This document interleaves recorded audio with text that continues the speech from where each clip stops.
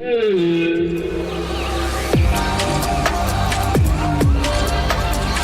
listening to Word on the Reef, diving into marine science on the Great Barrier Reef and beyond, with Tanya Murphy and Brett Goodban.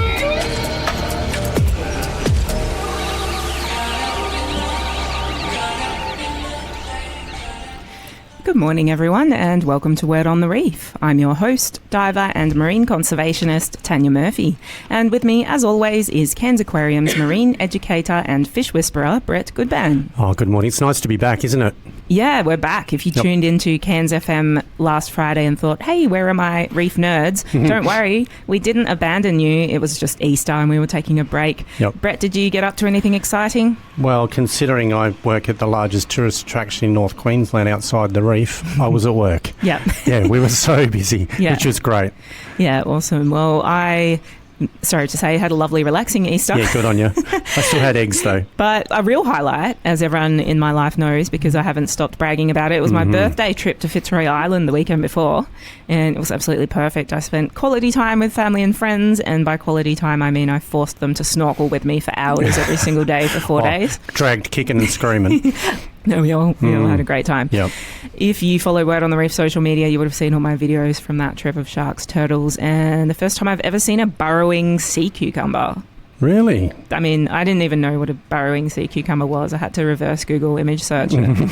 So, yeah, as the name suggests, the body is buried under the sand and the mouth has all these what look like tentacles that is that like the leopard one that has all the little white tentacles come out that it uses as a defence? No, it's not a defensive thing. It was using them like arms to feed itself. Just to grab its food? Yeah. It was really cool. I mean, I bet they're all over the place, but I haven't just never seen one before. Maybe that's half sea apple and half sea cucumber because they're the same family. Because sea apples do that, don't they?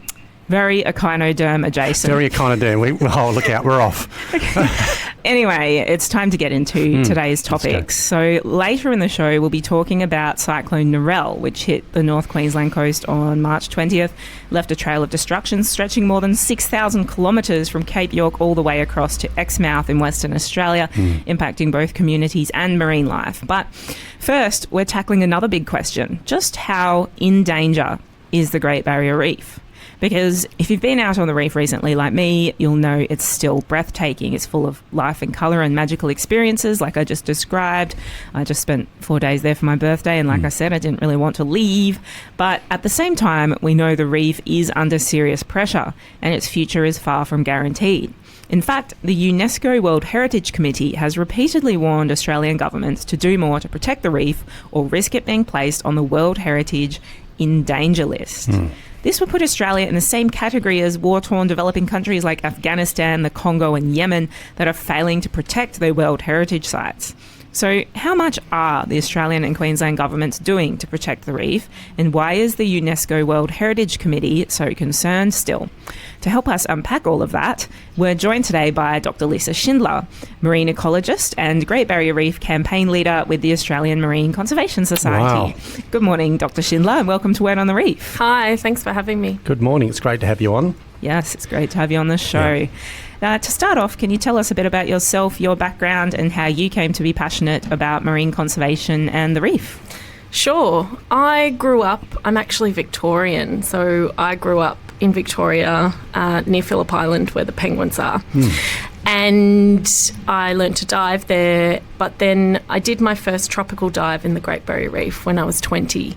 And it was like this explosion of life. Yeah. Anyone that's dived in Victoria would know that sometimes you can't see, 2 meters in front of you. And so that really was what spurred my passion for coral reefs. And since then, I've been really passionate about, not just coral reefs themselves and understanding them more, but also, the future, because they are so vulnerable. Yeah, that's the connection that we get from everybody, isn't it? Yeah, absolutely. And I understand you've been working at AMCS or involved with AMCS for quite a long time and done quite a few campaigns. Yes, I have. I've been at AMCS for, 13 years now working on Great Barrier Reef. And prior to that, before I did my PhD, I worked in southeast Queensland in boosting protection for Moreton Bay Marine Park, which prior to the marine park rezoning, it was at 0.5% of high protection zones.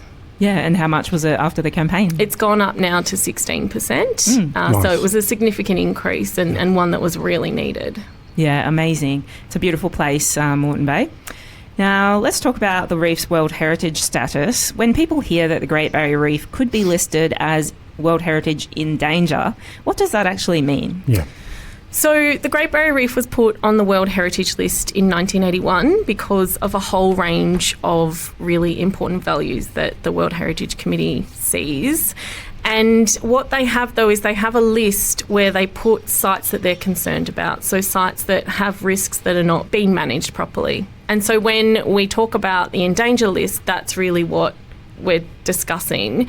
And the Great Barrier Reef has been under UNESCO's concern list probably for 10 years. It's not just climate change that they are concerned about. They're concerned about local issues like water pollution, unsustainable fisheries. But climate is obviously one of the biggest drivers now because that's where we're seeing the biggest impact. Yeah. Mm-hmm. Which other countries have sites on the World Heritage in danger list? So a lot of countries that are on the in danger list are countries that are developing nations. There was Belize, coral reefs were on the in danger list several years ago, and they managed to address the threats that were facing it, and now they came off it.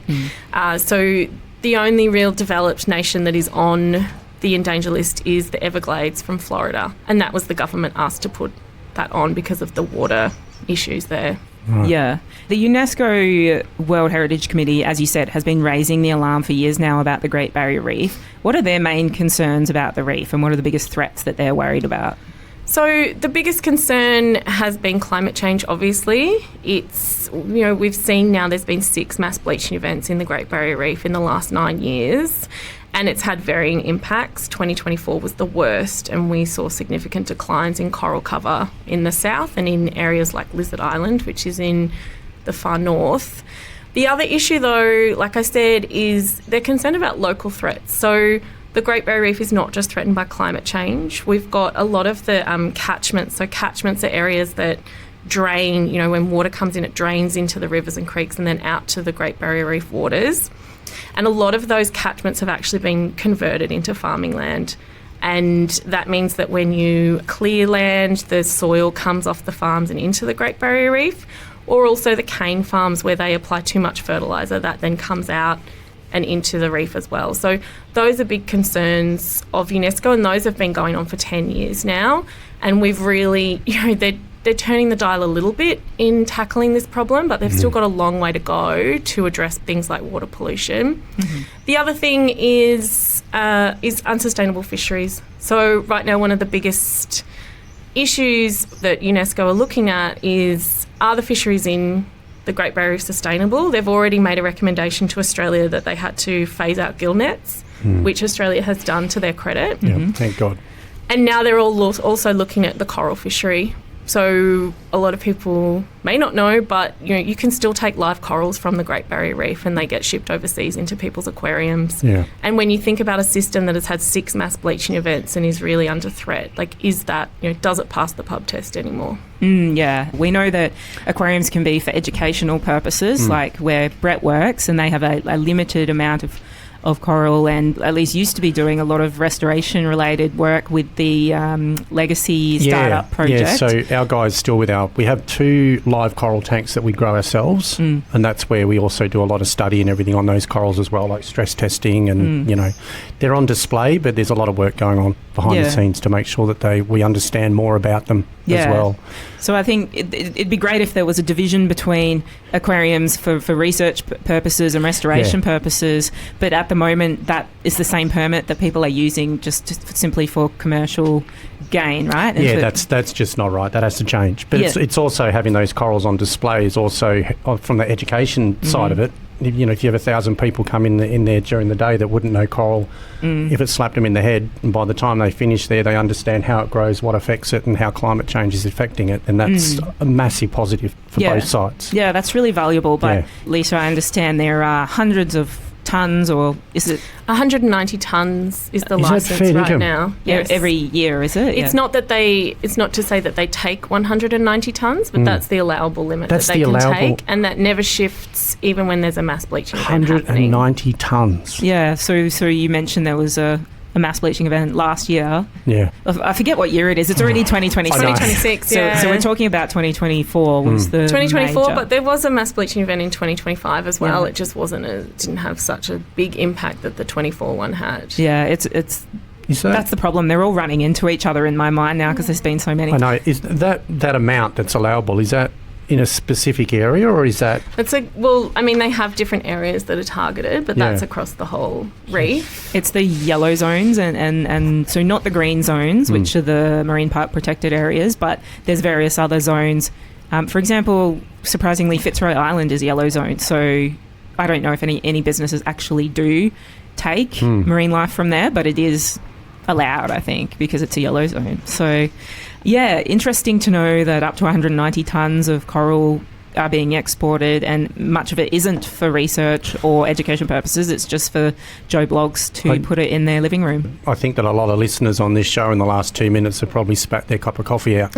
You know, it's not something that's common knowledge, but that's the facts. No, it's not common knowledge. And I guess the thing is that, as climate change is going to have an impact on the Great Barrier Reef, and as it continues to do that, we need to look at, what can be done, everything that is impacting the Great Barrier Reef in any way, what can be shifted in that so that we give the Great Barrier Reef the best chance it has as temperatures increase. Yeah, that's right. I think in the past, when the reef wasn't facing climate change and as much pollution as it is now, then taking a few for aquariums might have been considered a minor issue, but now we've got to try and do everything. We've got to address everything that we can, I suppose. There would be enough coral in major organisations, that they shouldn't have, if they know what they're doing properly and they already have that coral stock, they should be growing it themselves. Yeah. There should be a point when they go... that's the point. It's not to completely get the industry, it's to transition them out of taking live coral to put it into aquaculture. Yeah, that's right. Because, down the line, how we're seeing where the Great Barrier Reef is headed, eventually this will become unsustainable and they won't be allowed to do it. And so let's step in now and help the industry transition before it's too late. Mm-hmm. So a lot of people, myself included, obviously can go out on the reef and see incredible beauty and marine life. I know I went out to the reef, to Ellison Reef with you, Dr. Schindler, just last year, and it was absolutely amazing and beautiful. How do we reconcile that experience with the idea that the reef is under serious threat? Yeah, so Ellison Reef was a perfect example. Is we went to 3 or 4 different sites, and one site that we went to had quite a lot of damage. And then another site we went to, it was a mixture there, but there were 100-year-old coral boulders there. So the reef is really big, it's 2/3 of the size of Queensland, and you are going to find pockets that have deteriorated more than others, and you will also find really beautiful places. And that said, I went snorkeling during the 2024 bleaching event. I was really devastated, but my kids were with me, and my son came out and he had questions around the coral, but he also had seen a turtle and a shark, and he was just, so excited to see that. So everyone's experience is different, and it is still a really beautiful place to go, but different areas are having different impacts, especially in those areas that are really closer to shore where water pollution affects them. Some of those have definitely deteriorated. And that's an important message as well, isn't it? And I say this in my shows every day, for us to care about something, we have to understand it and fall in love with it, right? It brings that personal connection. So for those people who aren't lucky enough to work in the industry that we work in, it's important that they go out and look at it. It's important that they fall in love with it and understand it, right? And then that sparks that change in people to go, do you know what, I did go out and the kids did see turtles, they did see sharks, they saw all these cool animals, and sit down with their kids and go, right, how do we look after this? Because that's the next generation. They're the ones that we need to get to change this cycle that's been going on for too long. Yeah, absolutely. I would say that we shouldn't leave it to the next generation. I think we're putting a lot of pressure on the next generation to fix a lot of things that are going wrong now. And I think that we are the generation that need to start. We need to start it. Yeah. Especially from a climate perspective. This is the window that we have to keep temperatures down as much as possible, because by the time my son is, he's 11 now, by the time he's 20, who knows what temperatures are going to be like in 10 years' time. And so I think we really need to look to the next generation with hope, but not to fix our problems. Yeah, that's true. Yeah, well, we need to look to them to inspire us to act for them. Yeah, which they're doing, which is really cool. Yeah, that's right. I mean, when they had those school kids who were protesting about climate and they did the big school strikes, that was the very first one they did, was just after the Adani mine got its final approval. And so everyone was feeling really low, and then the next day this massive amount of young people came out. It was just so inspiring. Yeah, it was awesome.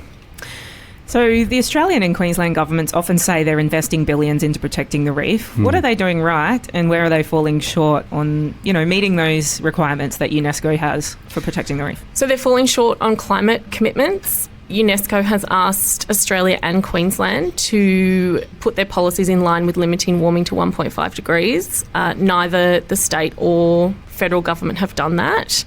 We have these things that we call climate targets, and so it's what a country commits to in terms of reducing their carbon pollution. Australia's target that they released last year was not in line with limiting warming to 1.5 degrees. It was probably above 2. And the new Queensland government has really just thrown the climate policy out. They're saying that they've still got it, but now they're not going to be looking at decarbonising the economy until at least 2030. And so that is definitely a big fail.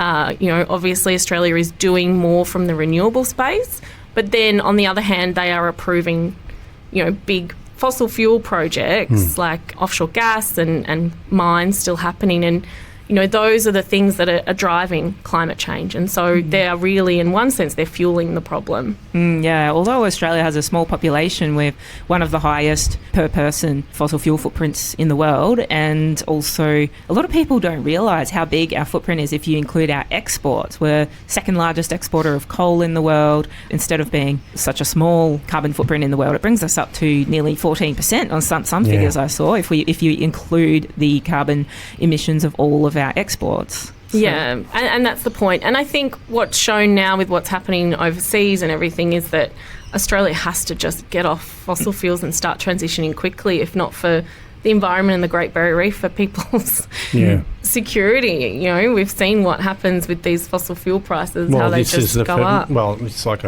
pretty obvious at the moment, isn't it? Yeah. We put all our eggs into one basket and everything starts to panic and shut down. Well, there's an easy way to fix that. Yeah, and apparently sales of electric vehicles have gone up 30% over that time, because what matters most to people is what's going to end up being the cheapest. I know EVs haven't historically been the cheapest, but the price is coming down, and it's getting to the point where people are going to start selling their old ones, and you'll be able to get a second-hand one. It's just, that's the way products go when they start getting more common, I guess. Yes. So I would definitely look to that. Next time my current car packs it in, I would be looking at those options.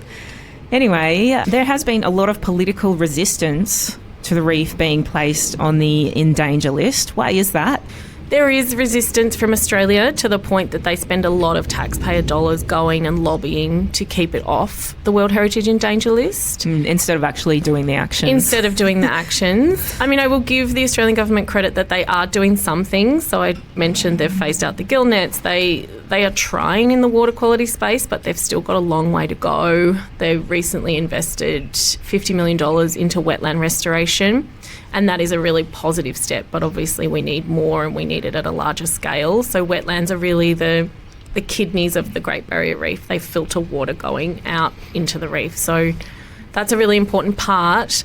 But they see it as embarrassing. Like I said, there's developing nations are mostly on the in danger list, and those that don't have money to put towards management, or war zones or things like that. That's what goes on the in danger list. And so, for a developed nation who say that they've got the best managed reef in the world, that would be embarrassing to go on the in danger list.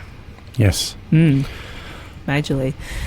Do you think if we were to get a listing, it can actually help a site to be on the in danger list? I mean, you said the government in America pushed the Everglades to be on the in danger list. They wanted it on the in danger list, well, at least one of the governments, either state or federal, because they knew it would help drive attention to its plight and get more help for it. Isn't that right?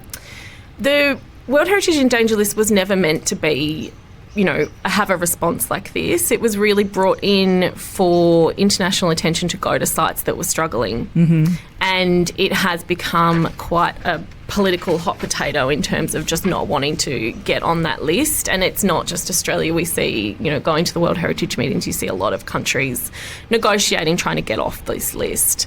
But yeah, it's basically if the reef ever did go on the World Heritage in Danger list, they would be given a list of what they had to do management-wise to get off that list. What meaningful action could governments do right now to remove themselves from this possibility of an in danger listing? Do they still have time to do it? What's the timeline for when the World Heritage Committee will decide? So the World Heritage Committee will meet at the end of July, and that's when we'll find out. I think personally Australia has done enough to keep it at bay. The question really now is, have they done enough to remove that international pressure altogether? And I would say no, they haven't. Last year they implemented stronger nature laws to stop tree clearing in reef catchments, which is a really positive step, but we need to see how that plays out on the ground and not just on paper. But there is still a lot more they can do. Like we've talked about the coral fishery. We've also, water pollution is the number one thing that they really need to tackle. Historically, water pollution was seen as something that was just impacting reefs and seagrass beds and things that, are just near shore, whereas now we're seeing when we have these increasing flood plumes and severe weather that these flood plumes are going a lot further than they used to. Yeah, well, 100 kilometres or more offshore, and that's because it's a combination with climate change, which is making rainfall events more severe, and then when there's more pollution in the water and it's going further out, it's not just impacting the seagrasses that are close to shore, but it's also making its way out quite far out onto reefs and impacting them as well. So we're seeing that now because we've just had such a big wet season. We're yet to see the studies into the exact impacts of... It's still not over by the look of it. No, definitely not. So are we at the point where we can still protect the reef as we know it, or are we now talking about saving parts of it or focusing and prioritising on specific parts of it? Temperatures are going to keep increasing, and we are going to see changes still happening with the Great Barrier Reef, and it's really horrible to say, but we are going to see parts of the reef no longer there in the future. But there are parts, the Great Barrier Reef is so big, and there are still so many things that can be done. Even, when you take climate change out of the equation in terms of Australia's role, all those local threats need to be, any lever Australia has to pull in addressing any other threat to the Great Barrier Reef needs to be pulled, and that's addressing water pollution, sustainable fisheries, all those kind of issues, because we need to now give the reef the best chance it has to come up against climate change. And, it's depressing. We will see changes, but there is still hope, especially if you're really protecting those areas, the replenishment sites that feed those other reefs. Yeah, there will never be a point where we can give up, because there's a lot of stages in between pristine and dead. There's all these different stages in between, and how much we do determines how much we get to save. I mean, every fraction of a degree of warming that we stop could be a few more species or a little bit more that we save. So there's never a point where we can say, well, we haven't managed to prevent everything completely, so what's the point?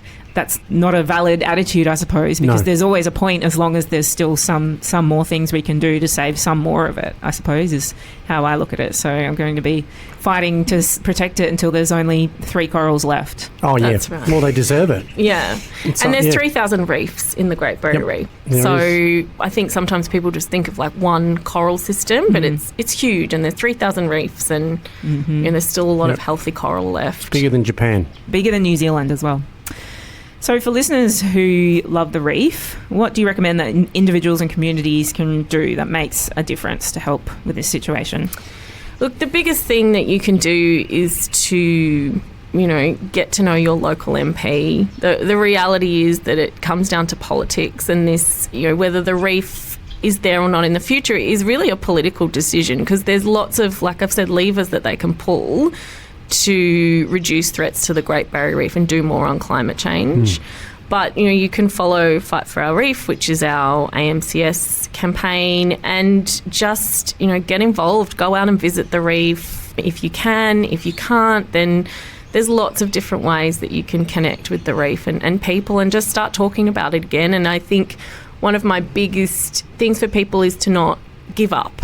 I think sometimes when we see all the bleaching events and it seems really doom and gloom that there's no future for it. There actually is. Mm-hmm. It's just the future is only there if we keep hope for it. Yeah. Yeah, and we need numbers. So every single person out there, you matter, because when we all come together in numbers, I understand that Fight for Our Reef has made huge differences to the reef throughout its history, saving the Great Barrier Reef from oil drilling, limestone mining, which was all sort of started at Ellison Reef, where I got to snorkel with you last year, saving the many parts of the reef from capital dredging and coal port expansion. And it was only achieved because there was thousands and tens of thousands of ordinary reef lovers. So any listeners out there that want to know what you can do, definitely follow fightforourreef.org.au, check out the website, sign up for updates, and you'll be able to learn a lot more about how you can get involved, sign some of their petitions, take some actions.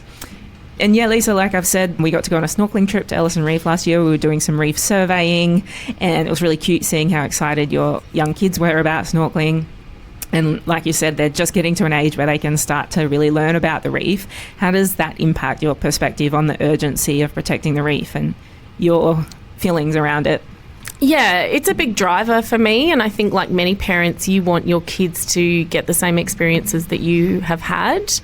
And so it was really special, especially my son. He's 11 now, so he's actually starting to learn the fish and get a better understanding, whereas that snorkeling trip, my 6-year-old, that was the first time she'd put her face in the water. Mm-hmm. Wow. We'd been on a couple of other trips and she had been too scared, but she'd seen stuff with glass bottom boats and things. But yeah, so it was a really special trip and she was really excited, and you know, it's a big driving force for me because I want my kids to have a Great Barrier Reef in the future. I want them to be able to take their kids out. Yeah. You know, this is something that's really special that we have in Australia, and I want my kids to have that in their future. Yeah, absolutely. And anyone who's, you know, a child born today and has to wait 6 more years until they might be confident enough to put their face in the water, what's going to be there for them? That's right. That's what we need to be fighting to protect. And so with all that in mind, what gives you hope, Dr. Schindler, when it comes to the future of the Great Barrier Reef? Well, I have hope because there is hope. There is still a lot of things that we can do, even though temperatures are increasing in the climate sphere. It still can be, like you said, every degree of warming matters, and right now we haven't breached that critical point yet. So obviously climate is a big thing and there's lots happening, but we need to do more. But also those local threats, is that there's a lot of things that the government can be doing to tackle those local threats to the Great Barrier Reef to give it a better fighting chance. Dr. Schindler, we'd love to chat longer with you, but I understand you've got a very full schedule of meeting with decision makers, talking about the importance of protecting the reef and keeping it off the endanger list. So we've got to let you go, but thank you so much for joining us on the show today. Thanks for having me. Thank you. It's been really nice to meet you. Have a great stay and try not to work too hard. Yeah, you're an inspiration. Yeah. It's been great chatting with you. Thanks for all your amazing work. Thanks, guys.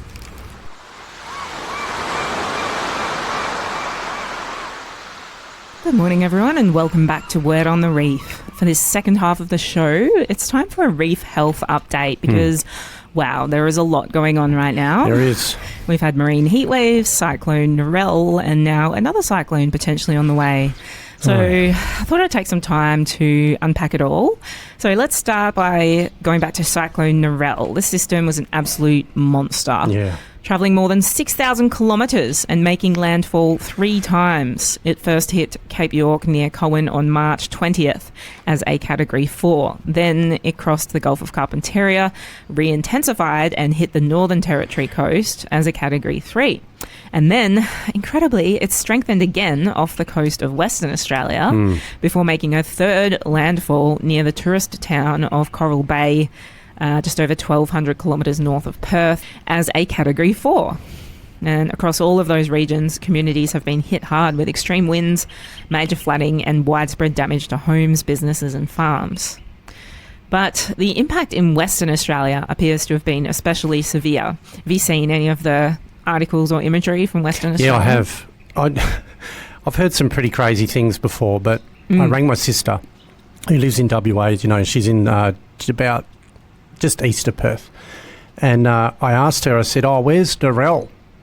And I never thought in my lifetime I would hear her say, oh, it's somewhere between Kalgoorlie and the Swan Valley. Yeah. Like it just blew my mind that thing had come all the way across Papua New Guinea, across the Northern Territory, and ended up in the wheat belt in Western Australia. It's nuts. Yeah, well, that's where my parents live. Yes, and went straight over there. They had to cancel the annual agricultural show the ag show. Because of a cyclone 300 kilometres inland. But it had petered out to a tropical low by the time it got there. Yep, but it did some damage up north. I'm surprised it's not the longest distance of a cyclone ever travelled, but apparently... There was one a while ago that did a John Farnham tour of Australia. The whole way round? Almost, yeah. But I've never seen one end up on the south coast of Western Australia, even as a tropical low. I mean, the heart of it was still there. That was just madness. Yeah. Well, heading back to my parents' house in the bush was my climate escape plan, but maybe they're not out of the path. Nowhere's safe now.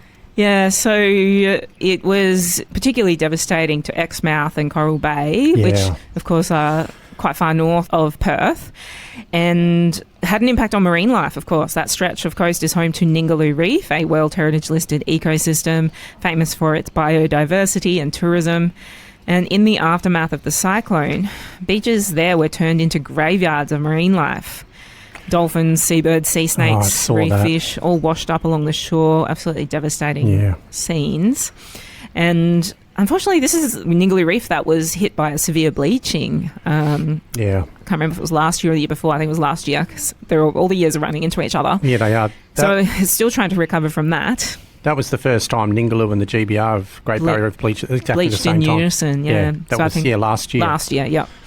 And also, Ningaloo Reef actually was in the middle of its spawning period. So that's something interesting about the West Coast is the corals spawn at a different time of year to the Great Barrier Reef, where we have spawning in November, December. Well, they were in the middle of their spawning period when this cyclone hit, which is going to make a real impact to those corals' ability they were trying to spawn and regenerate. So all those little babies that had just been laid, and then a giant storm comes along and messes it all up. Yeah, but of course there is hope. It's still a place of incredible beauty and resilience, as some divers and tourism operators have been posting about. There's still a lot out there. Obviously not all of the marine life was impacted, and there's a lot there to recover if we give it a chance, I suppose. Yeah, that's right. But there's also the impact of that amount of water landing inland as well. I got sent a video of, all I saw was just this raging torrent of water, and then it zoomed back and it was Uluru. Like it was a giant waterfall coming off the side of Uluru. Like the amount of rainfall that ended up through Central Australia was just insane. Wowza. But I know that on average in the Gulf Savannas, so we've three in the world, India, Africa, and our giant one, the Gulf Savannah, it's bigger than New South Wales, about 186,000 square kilometres. They get 50,000 Sydney harbours of rainfall out there every year. Like you just can't imagine it. Then you add this onto it too. We watched that footage of the Mitchell River and the Mulgrave, and it's just insane. Yeah, it definitely brought a lot of rain, and that also will have a flow-on impact. So it's not just those big waves washing the animals up on the beach, but it's the after effects of all the sediment and pollution. Yeah, so Ningaloo Reef, still on my list to go back and snorkel and dive.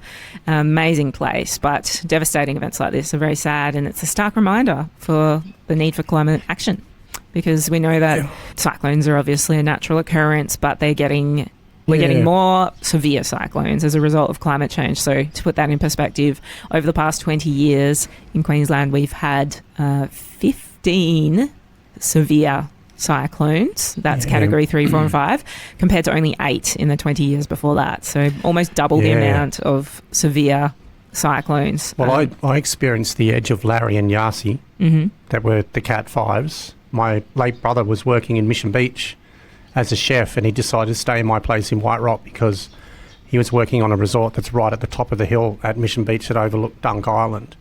And thank goodness that he stayed with me, because we went down the next day. It took us 4 hours to get from the highway to Mission Beach. After Yasi went through. It just levelled everything. Wow. Yeah, there was nothing left of the resort when we got there. Wow. Yeah. Devastating systems. Now, what impacts did Cyclone Narelle have here on the Great Barrier Reef? Cyclone Narelle hit the far northern section of the reef, about 600 kilometres north of Cairns. And because it's such a remote area, we don't yet have a clear, comprehensive scientific picture of the damage. I've reached out to Lizard Island Research Station, so hopefully we'll get one of them on for some more detailed insights about exactly what impact this cyclone had on the far northern reef in a future show. What we are hearing, though, is that the impacts have been extensive but variable. I spoke to a diver who was out on the far northern and coral sea reefs just after the cyclone, and she said some sites were absolutely hammered, while others were surprisingly okay. So it really comes down to what level of exposure they had and what direction the waves were coming from. So the cyclone was north of Lizard Island, for example. It was to the north of a lot of the ribbon reefs, I think. And so the waves were coming from the north direction and hitting the reefs on the northern side. And so we know that the windward side of any reef would have been the one to take the full force of waves and surge, and while the leeward, more sheltered side which could is be kind of partially protected. Yeah, it's kind of because as you know, you've been out there as long as I have, that when we get northerlies, then we'd always dive on the opposite side, which would normally be the windward side, and then swap. So it's a shame that those cyclones are going north and attacking the sides that we would mostly go to on a daily basis diving as well. Yeah. So it went well north of Osprey, then even Osprey Reef, which is like 600 k's north. Would have been even further north than that, wouldn't it? It's right up to Cape York it hit, didn't it? By the time it got to the coast, it was near Cohen. I think it did have some impact on those Osprey Reef areas, but it's also the depth. So it's the shallowest corals within the first sort of 6 metres that are most impacted by those waves on the surface, whereas those coral sea... They're very deep. Even the tops, like... Yeah. At low tide can still be 5 or 6 metres or... Yeah, they're quite deep, and mainly when people go there, it's not for snorkelling, it's for diving. So... The depth means that all the deeper corals on these reefs were better spared. And so it's obviously a mixed bag, and it's still, if anyone said to me, hey, do you want a trip to Steve's Bommy tomorrow, I'd be there in a blink of an eye. I would literally have 1 foot out the door. Steve's Bommy is one of my... I think the worst thing about Steve's Bommy is that we're not fish. the coming up and having a swap tanks thing. It's just, if anyone out there that's listening that's been in the dive industry and has dived Steve's Bommy, it is it's heaven on earth. It's just incredible. It's like almost like the Ritz-Carlton for fish. They all want to hang out there and have their holidays out there. It's just beautiful. Is that where you're going when you go towards the light at the end of the... just chuck me off the back, either Osprey or Steve's. I mean, it'll be heaven. You'll come back as a fish. I'm going to come back as a shark. And you're going to be hanging out at Steve's. I will be, Okay, so variable impacts observed by divers in those regions, but we'll bring some more sort of scientific survey data as they come to light. But another factor is that far northern region and the region near Cairns had already been experiencing bleaching before the cyclone, driven by above average sea surface temperatures. And it's these above average sea surface temperatures which drive bleaching, but also the formation of more intense cyclones. So, we're in April, and there's several places across Queensland that have experienced their hottest April dates on record. So we're still well above average. The sea surface temperatures are at record highs. Of course, there's going to be heat waves and cyclones. It's climate change. It's a double-edged sword, isn't it? Yeah. Even if we look back, we need to have a look at some data. This is something else that we need to write down and talk about another time. But we just seem to be getting deeper into April and then May, and these things are still flipping around out there and flopping around in the ocean. It's so obvious they're just getting later and later in the year. Yeah, the wet season goes for longer. Yeah, before November hit, we'd be like, right, let's go and grab our baked beans and 2 tons of toilet paper. We're not doing that till January now. It's just everything's changed. Yeah, well, you've been in Cairns even longer than me. I've been here for about 15 years, and you've been here longer, so you would remember the changes even more. Yeah, so it's obvious. Yeah, so we've got the wave action has had an impact. There's been bleaching from heat waves, but also heavy rainfall and flooding, and those flood plumes would be washing sediment and pollution and reducing the salt content of the water, all of which adds stress and can cause bleaching. So there's multiple impacts, and it obviously takes months before enough scientific surveys can be done to ascertain the full impacts of such things. But, yeah. Remember, what was the one that dumped not that long ago? Jasper, the mongrel. A couple of years ago. Yeah, a couple of years ago. That's when they found the salinity level dropped in the closer reefs and caused awful deaths of our fish and etc. Yeah. But people who have been following our show, which will be everybody, when we talk about these cyclones now and the effects that they have, and if you go back and you think about the amazing guests that we've had on the show talking about fixing the sides of our rivers and streams and that flow-on effect, and you can see that connection. It's just everything needs to be working in sync. Yeah.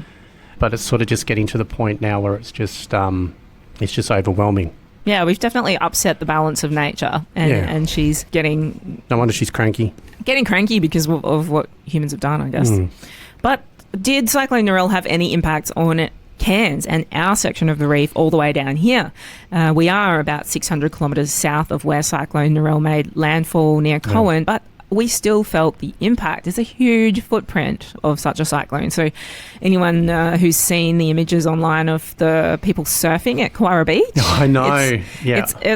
That's fun, but it's not normally possible because the Great Barrier Reef blocks all of the swell from the open ocean. So it's normally as calm as a mirror or close to inside the Great Barrier Reef. So to see people surfing gives you an idea of how far those big waves were travelling. I always giggle when I see backpackers turn up in their vans and they got 4 surfboards on the roof. So what are you going to use those for, mate? A dinner table? There's no surf up here unless there's a cyclone. So those big surf waves did damage, though. A lot of expensive damage to the northern beaches of Cairns foreshores. For example, Holloway's Beach, people would have seen the images. All those people with their houses along the esplanade are now several metres closer to beachfront. Yeah, so the value's gone up for now, but it doesn't want to get any closer. It'll go backwards. But I mean, they're still recovering from Jasper too. You know, all that area there that got wiped out. Yeah, the devastation down there. Those poor people at the northern beaches. I know of people personally that still haven't had their kitchen replaced. Or things aren't fixed because it was just a huge issue. I was lucky because I dodged a bullet because I lived at Yorkeys for 6 years and I'd only just recently moved into town and Yorkeys got hit hard. Yeah, they're still recovering from Cyclone Jasper, and although this one wasn't a direct hit, it didn't flood those communities. They've seen a lot of coastal erosion. So I went for a walk down there afterwards, and basically the lifeguard hut, which is meant to be near the beach, it actually got eroded underneath, and all the earth got washed away underneath it, so it fell into the ocean, had to be removed. There's a path, like a cycle path, a walking path, which has been completely eroded underneath. So it's like a concrete catwalk just hanging in the air with no sand underneath. It all got washed out. And then there's that cafe straight on the beach, it's called, which is, obviously the name is appropriate because it is very close to the beach, but now it's even closer. It's fine though. That cafe is still amazing because I think they have rocks and plants that sort of protected it. But even though council over the years has put a lot of rocks in the water, like on that waterfront to try and prevent coastal erosion, unfortunately a lot of giant waves were more than those rocks could contend with, I guess. Just change the name to the restaurant to literally on the beach now. Yeah, well, someone, I don't know if it was the people who actually own it or some cheeky bystander, but they've changed the sign at the top of the restaurant where it says straight on the beach. And they changed it to straight in the beach. Oh, right. Yeah, good old North Queensland humility. Yeah, at least they can have a sense of humour about it, right? Yep, that's right. Prime beachfront location. Anyway, when you see what that kind of wave energy does to our coastline, it's no surprise it also impacts our nearby reefs. But talking about the reefs near Cairns, a quick note about bleaching in our Cairns region. The Great Barrier Reef Marine Park Authority released a reef health update yesterday, confirming significant coral bleaching on reefs near Cairns, driven by higher sea surface temperatures and flood plumes, of course. And sadly, this bleaching is really very far from being a news headline because there's so much else going on. So it hasn't really made the news, the fact that there's also been heat-related bleaching and flood-related bleaching on the reef, because unfortunately bleaching is becoming so frequent and so routine that it's obviously no longer considered news. I mean, there was bleaching every year now for the last 3 years, and the bleaching that we're seeing now is not severe enough or widespread enough to be announced as a mass bleaching event. But it's still sad to see. Yeah. And it's not normal. Before, the last decade, it wasn't normal to see bleaching like this every single year. and it's a clear signal that we need urgent action on climate change. But then on top of bleaching, we now have Cyclone Narelle, 600 kilometres to our north, and according to the Reef Authority, all reefs surveyed in the Cairns region, which they call the northern region, showed severe coral damage likely caused by Cyclone Narelle. Oh, Narelle. So think about that. We're 600 kilometres away from where that cyclone hit, and we're still seeing the impacts significantly around Cairns. That's the footprint of a Category 5, which it was before it hit the mainland. And I have friends that work out on various different reefs off of Cairns and have seen these impacts and confirmed that. And I actually saw it myself when I was at Fitzroy Island for my birthday. I did 4 days of hours of snorkeling every day. And some sites, especially as we just mentioned on the windward side, the exposed side, were heavily impacted. I did see the impacts from that wave action and from that distant cyclone. But it's important to note that others on the leeward side were relatively sheltered and not impacted. So as I've mentioned several times, still had an amazing birthday snorkeling on that protected side of the island, sharks, turtles, the burrowing sea cucumber. It was an absolutely amazing place. One of my staff members was snorkeling at Fitzroy the other day and there were 9 turtles in her area. There's lots of extra. Did you see a lot of seagrass out there? Yeah, the algae has bloomed. Yeah, big time. Yeah. And the turtles are loving it. They're all like packed in there. She saw 9 sea turtles, 2 octopus. Wow. Obviously, our mates, the white tips and black tips sharks, are still out there having a bit of a play as well. It's honestly one of my favourite places in the world. It's so incredible. Yeah. I would go there again the next opportunity that I have, and I highly recommend everyone else does as well. But on a exposed part of Fitzroy, I did see the impacts of this cyclone, and the impacts were that all the branching corals were broken into rubble. Yep. And one thing that really got me, which was really hard to see, was that all the soft corals had been reduced to rotting tissues, washing up dead on the beach. Oh, that's heartbreaking. And a lot of them were just rotting on the seafloor. Yeah, just sad. Deteriorating away. And also I did see bleaching. Some of the corals were not bleached, some of them were. It's always patchy depending on the depth and the species, but I did see bleached corals and anemones, which would have been either due to the heat stress prior to the cyclone or due to the runoff, the floodwaters and pollution. Yeah, that really has an impact on us when we see those anemones bright white. Yeah. Like that. It's just awful. And I got a bunch of footage to show the contrast. There's healthy images, there's bleached images, and I put a bunch of them on Word on the Reef social media for anyone who wants to see that sort of mixed bag. Yeah. And we know that reefs can recover from cyclone damage, but it does take time. It can take 10 to 15 years for a full recovery. And so that just, again, highlights how important it is to take action to prevent these disasters from getting worse. Yeah, I mean, she's been around a long time and she's been pretty tough till we turned up. Now we're just compounding the problem. We're 2 steps forward, 3 back. We just need to even it out. So anyway, there's only 2 minutes left, so I'd say that's a wrap on the wild weather impacts our marine life has endured over the past few weeks. But sadly, it's not over yet, because many of our local listeners will know there is now another system. Cyclone Maila has formed in the Coral Sea and is forecast to potentially cross Cape York early next week on a very similar path to Narelle. Yeah. We think it's not quite as strong as Narelle, but it's still too early to know exactly where it will hit or how strong it will be at landfall. So we'll just keep watching it closely and hoping it doesn't bring another round of devastation. Yeah, she can just fizzle out and disappear. That's what she needs to do. Yeah, she can just fizzle right off. Yeah, you're not. Is that a female's name, or was it Milo? Maila. Oh, Mila. Milo would be a pretty good name for a cyclone, wouldn't it? Maybe next time you can name Milo, it. Yeah. That's all we have time for today. Thanks to you, all our listeners, for joining us on Word on the Reef with me, Tanya Murphy, and co-host Brett Goodban. This show is broadcast live from the Cairns FM studio, which is on the land of the Yidinji people. We'd like to extend our respect to elders past and present. We'll be back next week with more marine science adventures, 10 a.m. every Friday on Cairns FM 89.1. And don't forget to follow us on Instagram at instagram.com/Word on the Reef podcast. That's all for this week. Yep.